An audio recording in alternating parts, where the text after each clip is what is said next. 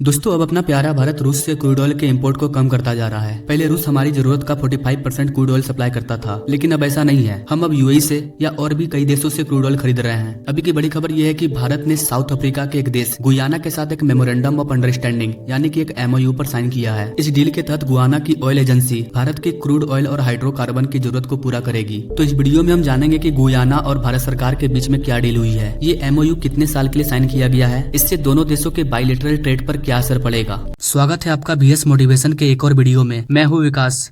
दोस्तों ये तो आप सभी जानते हैं कि आज अपना प्यारा भारत वर्ल्ड का 3rd largest energy consumer and importer है। ऐसा इसलिए गाइस क्योंकि भारत एक ग्रोइंग इकोनॉमी है। हमारी प्रोडक्शन भी सबसे ज्यादा है। भारत रिफाइनरी प्लांट के अकॉर्डिंग दुनिया का 4था सबसे बड़ा देश है, जिसके पास सबसे ज्यादा रिफाइनरी है। तो इन सब को ऑपरेट करने के लिए हमारी जो एनर्जी डिमांड है वो भी काफी ज्यादा है। इसके अलावा हम क्रूड ऑयल को रिफाइन करके और भी देशों को बेचते हैं, इसलिए भी हमारे पास एनर्जी की डिमांड काफी ज्यादा है। और यही कारण है कि आज एनर्जी डिमांड में भारत तीसरे नंबर पर आ गया है। इंटरनेशनल एनर्जी एजेंसी की रिपोर्ट के अकॉर्डिंग 2040 तक भारत की एनर्जी डिमांड हर साल 3% की रेट से बढ़ेगी। वहीं अगर पूरे वर्ल्ड की बात करें तो पूरे वर्ल्ड की जो एनर्जी डिमांड है वो 1% ग्लोबली रेट से बढ़ेगा। कुल मिलाकर ग्लोबल एनर्जी डिमांड का 30% एनर्जी सिर्फ अपना भारत कंज्यूम करेगा 2040 तक। उसके बाद ये आंकड़ा और भी ज्यादा बढ़ सकता है। अगर ऑयल डील की बात करें तो अपना प्यारा भारत पिछले 2 सालों से प्रयास कर रहा था और फाइनली भारत ने गुयाना के साथ डील कंफर्म कर लिया है। ये समझौता हाइड्रोजन सेक्टर में मदद करने और क्रूड ऑयल को सप्लाई करने के साथ साथ बायलैटरल ट्रेड को बढ़ाने में भी मदद करेगा। गाइस गुयाना पहले ऑयल एंड गैस सप्लाई के मामले में ज्यादा फेमस नहीं था, लेकिन अब ये ऑयल सप्लाई के मामले में आगे आ रहा है। ऐसा तब हुआ जब गुयाना में तेल का खजाना मिला। गुयाना आज एक नया तेल उत्पादक है और दुनिया के अलग अलग देशों की नजर आज गुयाना पर है। गुयाना ऑयल एंड गैस के प्रोडक्शन में आगे है। अभी की एक नई खोज के अकॉर्डिंग गुयाना में 11.2 बिलियन बैरल क्रूड ऑयल मिला है, जो कि पूरे वर्ल्ड में की गई खोज का 18% है। मतलब पूरी दुनिया में अभी जितना क्रूड ऑयल खोजा गया है उसका 18% सिर्फ गुयाना में मिला है। वर्ल्ड आउटलुक की रिपोर्ट के according 0.1 million barrel crude oil per day supply कर रहा है, लेकिन 2027 तक ये बढ़कर 0.9 मिलियन बैरल पर डे हो जाएगा, क्योंकि भारत 2024 से लेकर के आने वाले 5 सालों तक गुयाना से ऑयल एंड गैस को खरीदेगा। अब इस डील के बाद आपके मन में एक सवाल आ रहा होगा कि भारत को तो और भी बहुत सारे कंट्री हैं जो कि क्रूड ऑयल देने के लिए तैयार हैं, जैसे कि रसिया, यूएई, सऊदी अरेबिया।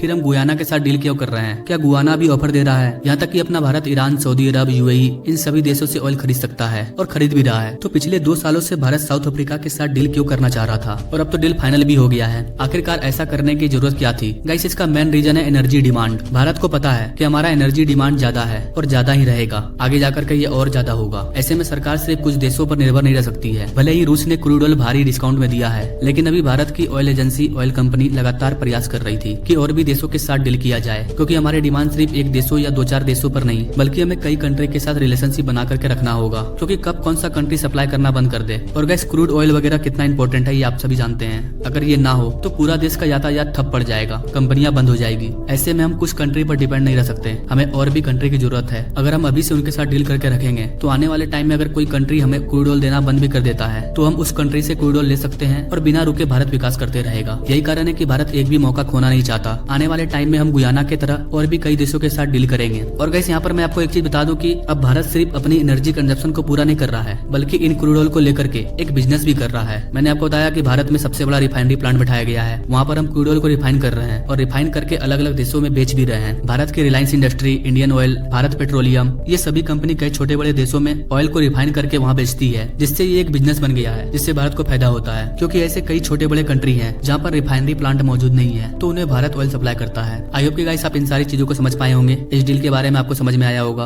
अगर आप ऐसे ही ट्रेड के बारे में जानना चाहते हैं तो हमारे चैनल से जो जुड़िए। Now thank you for watching. मिलते हैं अगले वीडियो में नई जानकारी के साथ, तब तक के लिए जय हिंद।